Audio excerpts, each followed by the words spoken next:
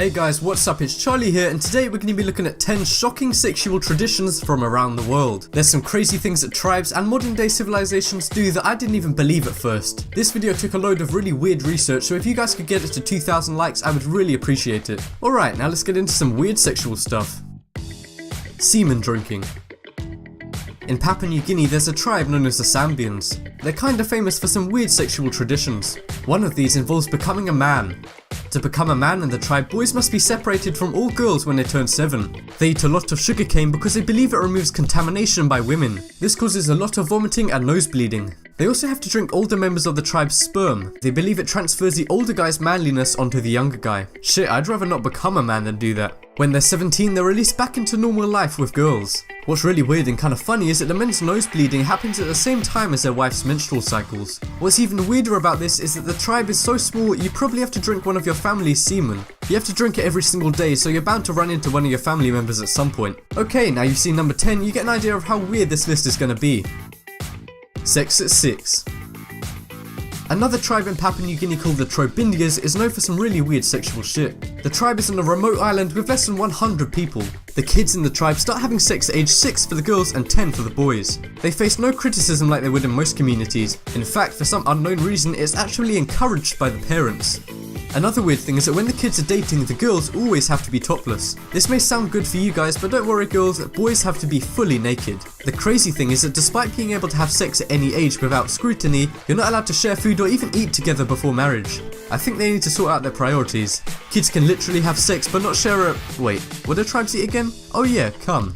Anyway, that's one horny tribe. Would you guys even want to have sex at that age? Accepted paedophilia. In ancient Greece, they had something called paiderastia, which basically translates to boy love. It means the same-sex relationship between an older man and a younger boy. So basically paedophilia. It was actually really common in ancient Greece, and a lot of well-respected Greek people would do this. In ancient Greece, a young boy is only considered a man when they're able to grow a full beard. The older man in the relationship would educate, protect, and even act as a boy's role model. Some role model literally having sex with kids. Anyway, in exchange for that stuff, the boy would reward the man with his youth. I bet some Minecraft YouTubers wish they could go back to ancient Greece.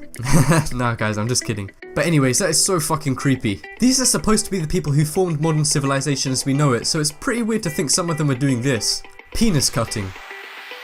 This Australian tribe named Marjajara has a painful way to become a man. I really don't like these becoming a man traditions. I'd rather transform into a woman than do this shit. Anyway, the tribe circumcises the boy to make them into a man. I know in some religions and countries that's all normal, but wait, there's more.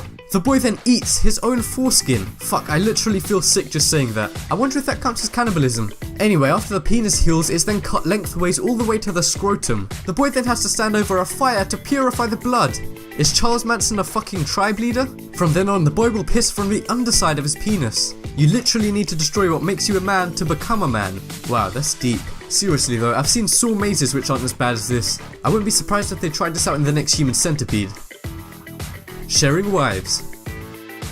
A small community in the Himalayas called the Nepalese have a weird custom. Brothers share each other's wives. They do this because there's not much land for farming and they wouldn't get enough food if they all had their own families. The wife has a schedule for each brother she's with every day.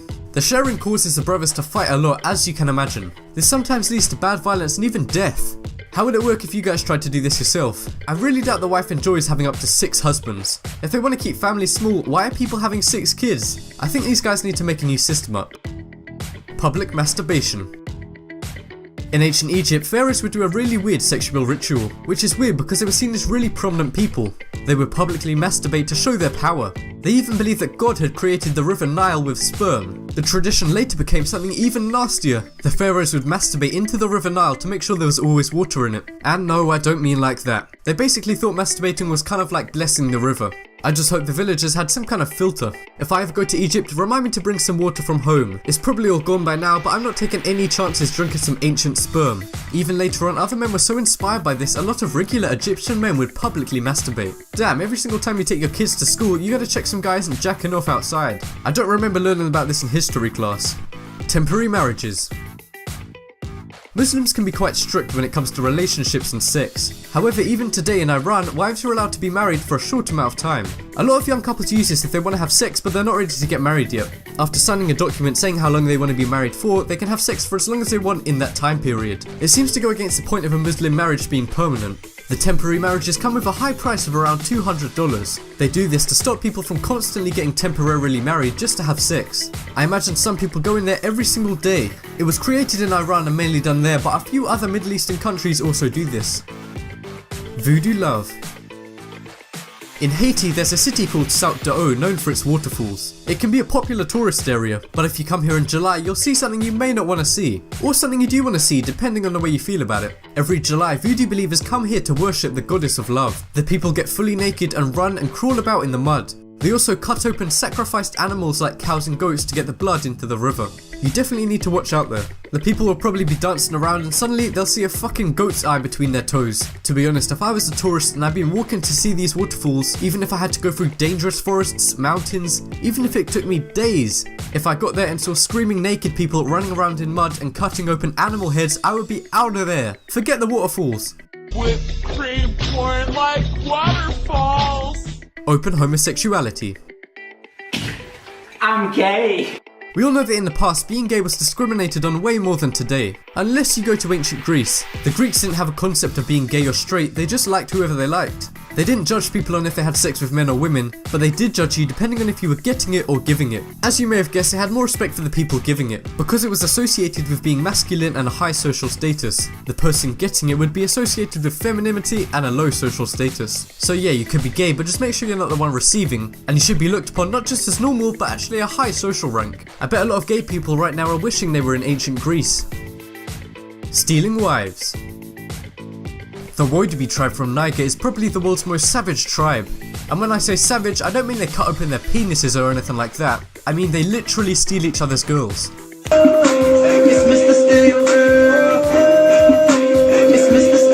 Wow, Charlie, really up-to-date jokes you got there. But anyway, the tribe members' first marriage is arranged by their parents when they're born. They also must marry one of their cousins. With all that inbreeding, I doubt any of them are ever going to realise how weird this is. Anyway, after marriage they have an annual festival where the men dress up and wear makeup to try and steal a new wife. If the man gets a wife away from her husband without him noticing, then he is officially married to her. Some men even try to steal more than one person's wife in one night.